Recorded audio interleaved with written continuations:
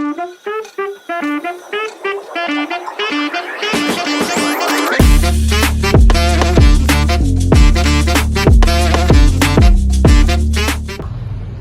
know the magnitude of an earthquake, the acidity of your coffee, and even the loudness of your favorite music are all measured using the same mathematical tool? Really? You mean math does all that? You mean logarithmic functions?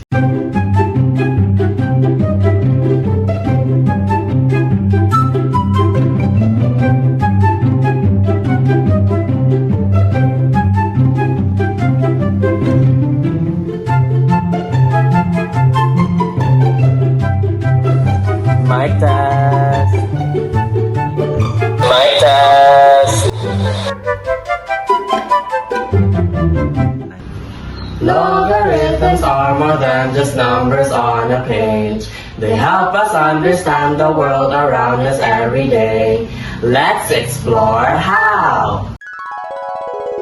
Hello everyone. Welcome to our tutorial on the application problems related to logarithmic function.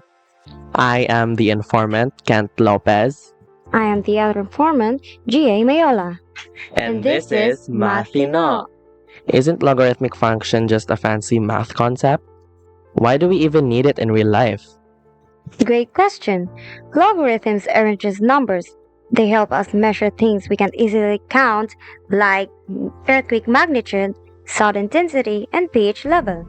Wow, okay. So it's like math's secret weapon for decoding the world? Exactly. Let's dive in and see how it works. First up is earthquakes. Have you heard of the Richter scale? It's a logarithmic scale that measures the energy released during an earthquake.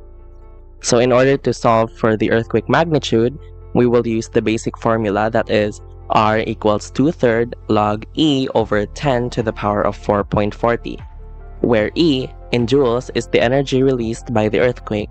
The quantity 10 raised to the power of 4.40 is the energy released by a very small reference earthquake. For example, suppose that an earthquake release is approximately 10 to the power of 10 joules of energy. Now let's find its magnitude on a Richter scale. Now since our given E is equals to 10 to the power of 10, then we're going to apply it to our formula. Then R is equals to 2/3 log the given over 10 to the power of 4.40. So applying the rule of quotient, a fraction with the same base and different exponent, we're going to subtract the exponent. Then R is equals to 2/3 log 10 to the power of 5.6. Then R is equals to 2/3 times 5.6 is equals to 3.73. Since our answer is 3.73, we will be using this chart in order to determine the strength of the magnitude. So 3.73 will be considered in the 4.0. So the description is it is moderately strong. So our earthquake is felt generally by people indoors and by some people outdoors. So this is the entire chart from magnitude 1 up to magnitude 10. So let's move on to sound intensity. Decibels are measured logarithmically, so an increase of 10 decibels means the sound is 10 times louder. So in order to solve for sound intensity, we will be using this formula. In acoustic, the decibel or dB level of a sound is D equals to 10 log I over 10 to the power of -12, where I is the sound intensity in watts, or M2. The quantity 10 to the power of -12 watts over M2 is the least audible sound a human can hear. For example, the decibel level of sound in a quiet room is 10 raised to the power of -4 watts, or M squared. Now, what is the corresponding sound intensity in decibels? Now, since our given intensity is equals to 10 raised to the power of -4, then we're going to apply it to our formula. D is equals to 10 log the given over 10 to the power of -12, applying the rule of quotient. D is equals to 10 times 8, and D is equals to 80 decibels. Since we have 80 decibels here as our answer, let us identify it in this chart. So it belongs here in the 60 to 85 decibels.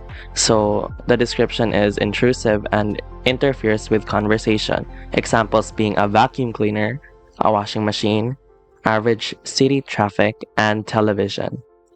So then let's talk about pH levels. Did you know that your coffee and your stomach acid are measured using logarithms? That's right. The pH scale is logarithmic too. So this is how we solve for pH level. In chemistry, the pH level measures the acidity of a water-based solution that is measured by the concentration of hydrogen ions, written H plus in moles per liter in the solution. So the formulas are pH equals to negative log times hydrogen ions, or pH equals log 1 over hydrogen ions. For example, a 1-liter solution contains 0.0001 moles of hydrogen ions. Now let's find its pH level. Since there are 0.0001 moles of hydrogen ions in 1 liter, then the concentration of hydrogen ions is 10 raised to the power of -4 moles per liter. Okay, now we're going to apply our given hydrogen ions, which is 10 to the power of -4 to our formula. So it's going to be pH is equals to negative log 10 to the power of -4, then pH is equals to negative times -4, then pH is equals to 4. So since our pH level is 4, we will now use this chart of the pH level of common solutions and determine where our solution is designated here. See, logarithms aren't just a math exercise. They're tools for understanding the world. From earthquakes to coffee, and even your favorite songs, logarithms are everywhere. Thanks for watching. Now go use those logarithms like a pro.